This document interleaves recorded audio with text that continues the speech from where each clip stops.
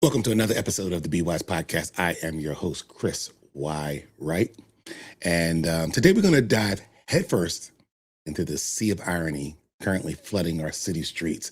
It's scary. It's dangerous. Lock your doors. Close your windows. It's called the No Kings protest. It is absolutely nuts. Costumes, pussy hats, those inflatable type you know what?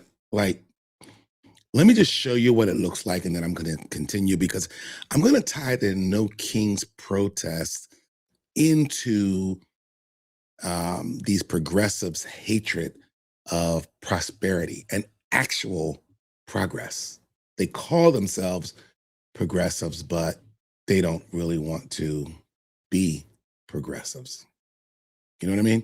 So let's take a look at what was going on in the street. Jesse Waters did an amazing little expose of how insane it actually is. We'll take a look at that and we'll be right back. But listen, before we do that, don't forget to like and subscribe this pod. We're growing little. YouTube is hard. That's my motto. And but if you like, subscribe, even comment, it'll help tremendously. Let's take a look at what's going on in these crazy streets. Oh, King's Day! No freaking kings! No kings in the USA! No King's Day! Woo! Yeah! No King's Day! What are we gonna do to the king?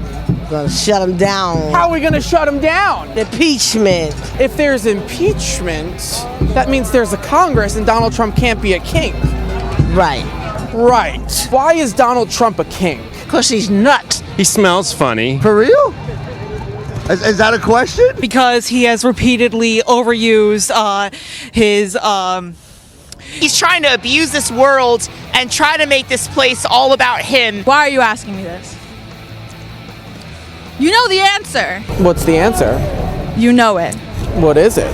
You know the answer. So many people showed up. Imagine if they showed up like this for Kamala. People showed up for Kamala. Did that go the way you thought it was going to go? Nope. What is one action that Donald Trump took that is impossible to do under the Constitution, but he did it anyway? I can't name specific laws, I'm sorry. I lost a lot of thought on that. You're a reporter, so why don't you do your homework? Don't ask me. Went to war. Legally, he could do that. He can? Oh. Putting ice in our cities. Legally, he could put ice in cities. I don't really give about legally. Rename the Kennedy Center. Which amendment under the Constitution is he prohibited to renaming the Kennedy Center?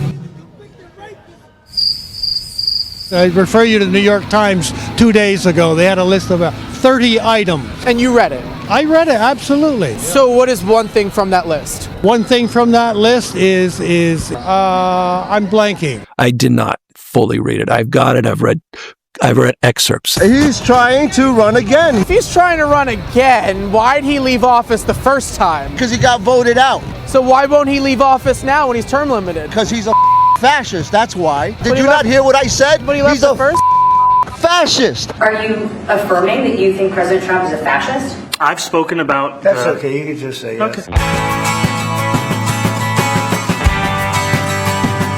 What's going to happen in the midterms? This is what's going to happen in the midterms. But I thought Donald Trump was a king, so there wouldn't be any elections. Don't be so cavalier about that. You're taking this as a joke. It's not. This is you. I don't think you know how serious it is. Surely you can't be serious. I am serious. And don't call me Shirley. If he was acting like a king, he'd probably try to jail his political opponents. Of course he has. Oh my God, wait. I think Joe Biden might be a king.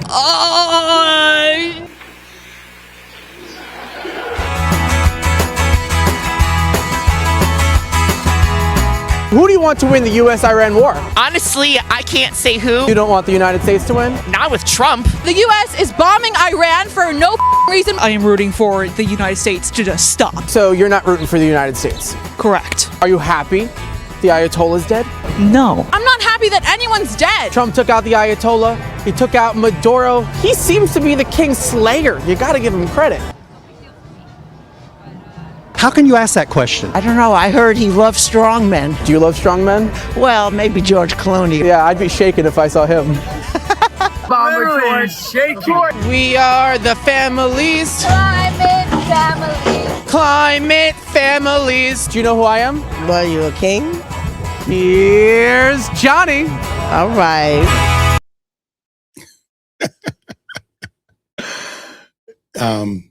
It's both funny and sad at the same time. Let's be honest. I mean, if you step outside lately, you've seen like the No King signs, the velvet-lined capes worn ironically by protesters, this endless chanting about saving democracy from a monarch. We're talking about 2026. This is the No Kings protest. And I don't know what's going on. So I'm going to tell you a quick story. So ironically, some friends of mine, they live out near the Finger Lakes. If you're not from this area, maybe you don't know what the Finger Lakes is, but it's kind of like a wine region. And it has these 5 lakes, and it's beautiful all around there. One of the town that we went to is called Skinny Atlas, but there's, all types of these wineries and vineyards and all around it. And it's beautiful. People, they've done well, economically, financially. They have nice homes. They're living well. They own boats. They have good careers. They own industry. They own companies. There's a lot of people even from New York City that move to this region and have summer homes, lake homes. It's what progress is all about. I don't understand the word progressive, because when I think of progressive, I think of it through an economic lens. So these people have progressed and they've advanced in their lifestyles very well. Anyway, so my friends who've done well for themselves, they invited us for the weekend, my wife and I, for the weekend to visit them, stay at their Airbnb, meet for drinks, wonderful dinner, fine Mexican cuisine. We went out to a local pub afterwards, had a great time. But we're like-minded people. We believe in prosperity. We believe that we live in, by far, the greatest country in the world. We support, progress and prosperity. And I love people like that. I love being around people like that. I don't know, the value of that weekend from a monetary standpoint, but it was worth millions to me, because when you're around people like that, you just get smarter. You just get smarter. But what I wanted to say was, we're pulling out to go, and we live in a little small town in Saratoga regions of New York. And so as we're pulling out to go through our village, to go to the highway, our car is like, people are impeding traffic. We can't get through because the No Kings protest had started. And I'm like, look at these people. Get out the damn street, right? What are you doing? And what is today all about anyway? But knowing where I was going, that quickly exited my brain. I was like, I don't care about these people. I'm going to have a great time in Skinny Atlas at the lake with my friends who are like-minded, who are also working their asses off to be prosperous. That's all I cared about. And I knew we were going to have a great time because these are amazing people. But I just thought it was funny how here I am. Oh, and by the way, I live in one of the wealthiest counties in New York, outside of, like one of the upstate. And there's lots of millionaires here and upper middle class, and they're protesting. No kings. Like, I don't understand. Like, why are you protesting? You're going to leave this protest with your signs and your hats and your costumes and probably go back to your $500,000 house. Anyway. So I just don't get it. It makes no sense to me. But I do want to thank my friends. We had a wonderful weekend, and I was glad I was able to get away from the No Kings protest in my town. But here's the question that no one seems to be asking on the evening news. Why are millions of people protesting something that literally doesn't exist. You know, let's get the facts straight. We live in a constitutional republic. We have a Congress, even if they're mostly wasting a lot of time tweeting all the time. But we have a Supreme Court also. And, we have a president who was elected through the same ballot box that we've used for over 2 centuries. And the no kings crowds, they act like we woke up in the 17th century France, and they claim the president is acting like a monarch. But where's the crown? Where's the crown? The president hasn't dissolved the legislature. He hasn't declared himself ruler for life. In fact, he's doing exactly what he was hired to do, exercising executive authority to handle the issues he's campaigned on. Whether that's the border, the economy, or foreign policy in Iran, it's just a protest of vibes. That's what they're doing. They got vibes. They aren't protesting a king. They're protesting a leader they simply don't like.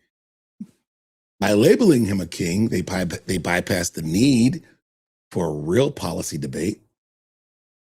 And they just jump straight to this theatrical outrage. It's useless. It's really useless.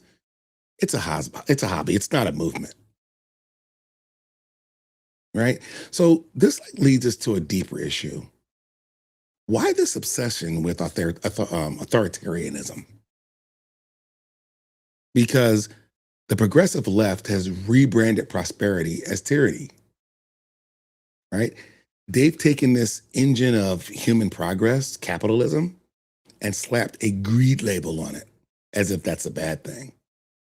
And my friends and I, we were having a breakfast at this fine resort, this spa.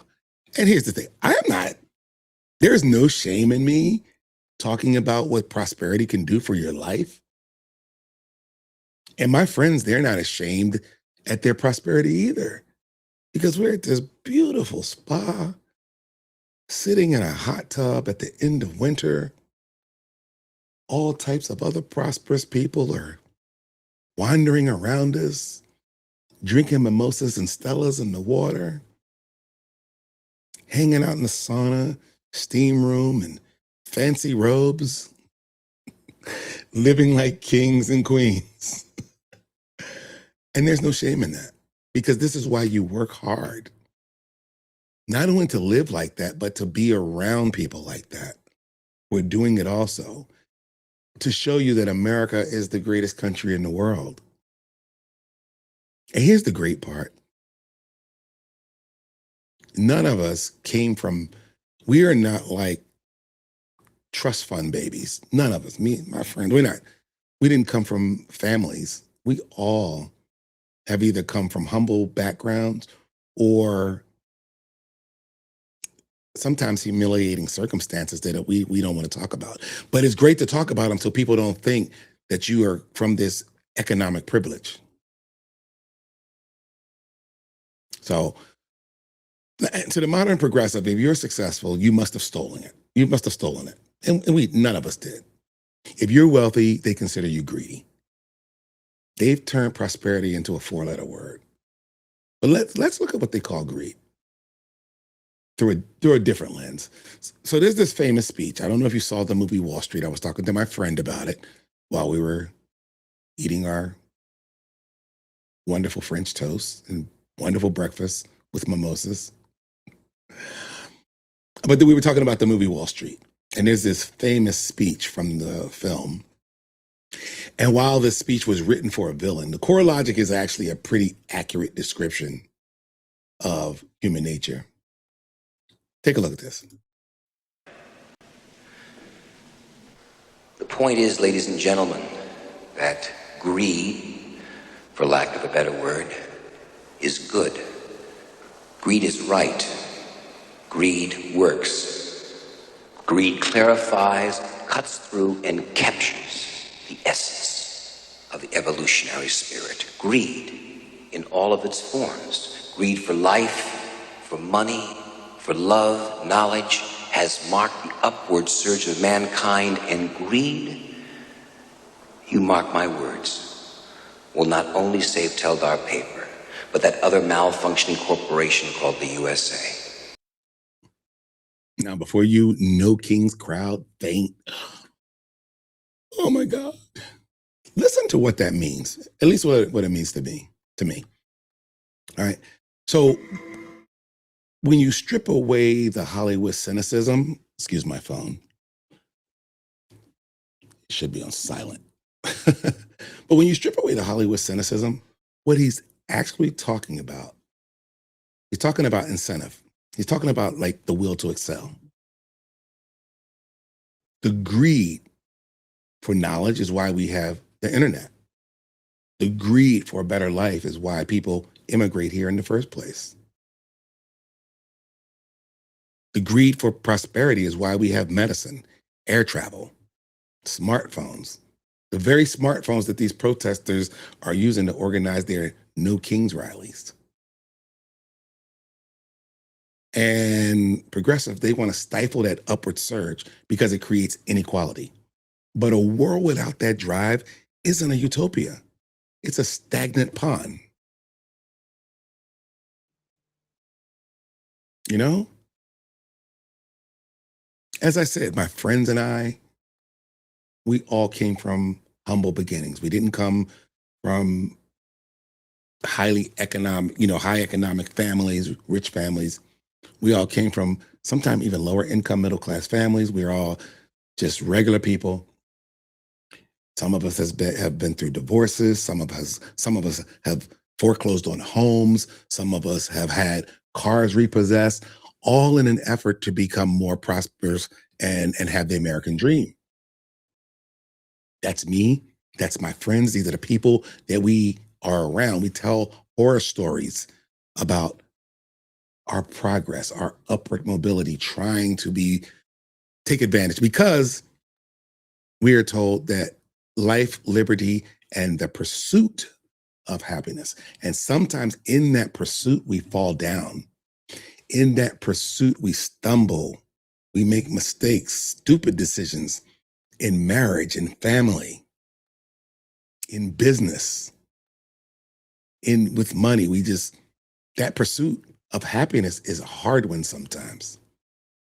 Some of the billionaires throughout the world, the J.P. Morgans, the John Rockefellers, the Bill Gates, the Steve Jobs, the Mark Zuckerbergs, they stumbled in their pursuit. So if capitalism is just greed, then how do you explain the people who started with absolutely nothing and used that evolutionary spirit to change the world? Look at Oprah Winfrey, for instance.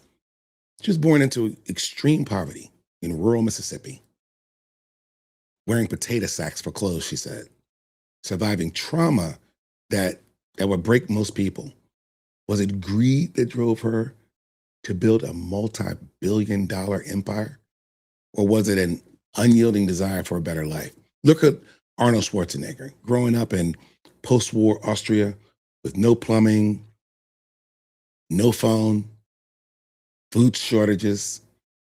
He had a greed for greatness that took him from this dusty gem to the heights of Hollywood, and also the governor's mansion.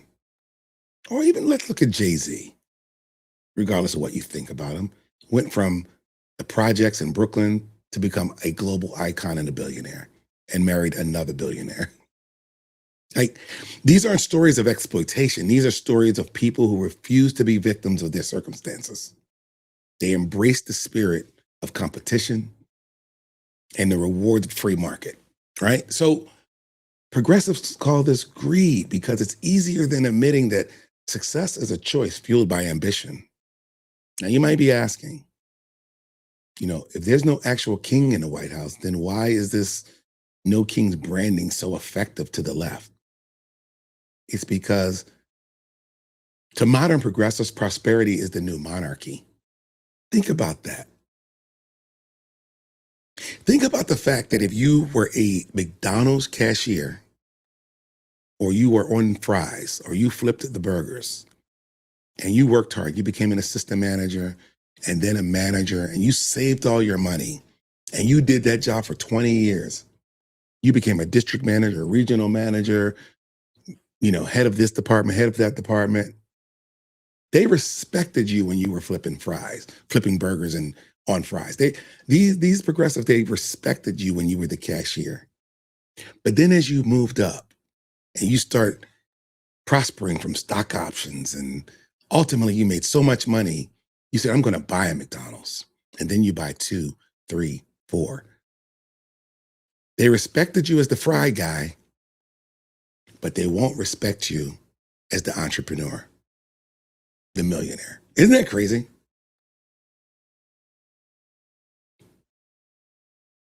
Prosperity is the new monarchy. So when they scream no kings, they're just talking about the executive branch. They're looking at billionaires, the CEOs, and the self-made entrepreneurs like myself, like my friends. They are seeing this royal class that shouldn't exist. They want you to bump your head on the ceiling.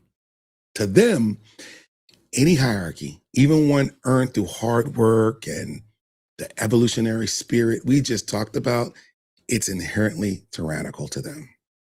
And think about the irony here. These protesters are using the most advanced royal luxuries in human history to dismantle them, dismantling of a system that built them. They use iPhones. They all have iPhones out at the No King's March because they're texting others, telling you to come on down. We're protesting Trump. They're using these iPhones, technology that would have been considered magical by actual kings 300 years ago.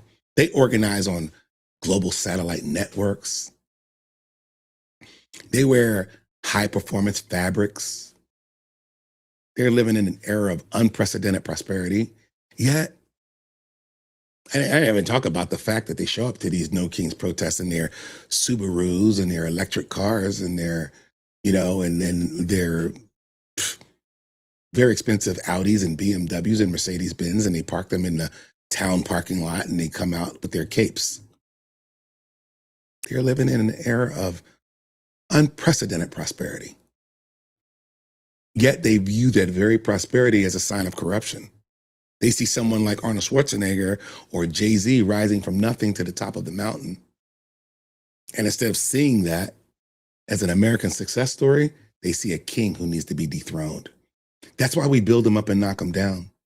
We do that to all of our successful people. When a guy like Mark Zuckerberg was home in his college dormitory doing code, trying to figure out how to make a social network for college campuses, he was applauded. Oh, he's so brilliant. He's so brilliant. And now everyone says, screw Mark Zuckerberg. Screw him. When Steve Jobs was in his garage, a guy who quit college and still lived on the college campus, hung out in his dormitory until the college said, what are you doing here?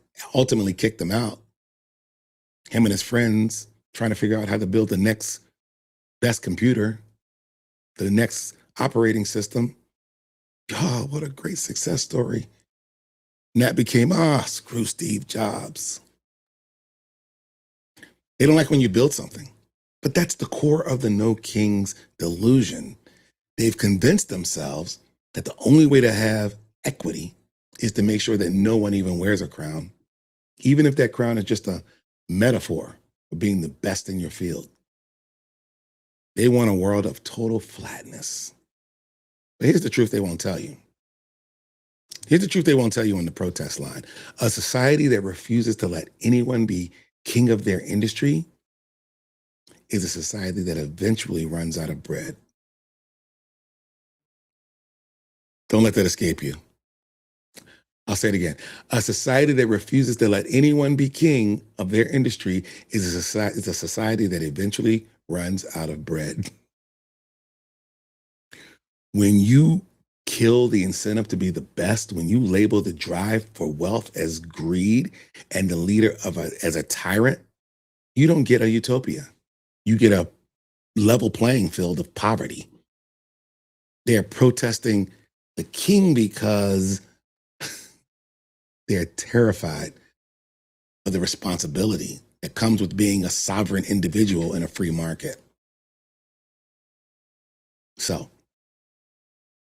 to the folks on the street today, or last weekend, or wherever, whenever you're going to go out and do your No Kings protest with your signs and your capes, your pussy hats and your costumes, the president isn't your problem. Your problem is a worldview that sees ambition as a vice, and you see prosperity as a crime. Money is not who we are. Money doesn't define who we are. It doesn't define our character. What defines our character is the ambition and the behaviors that we have innately to make the money.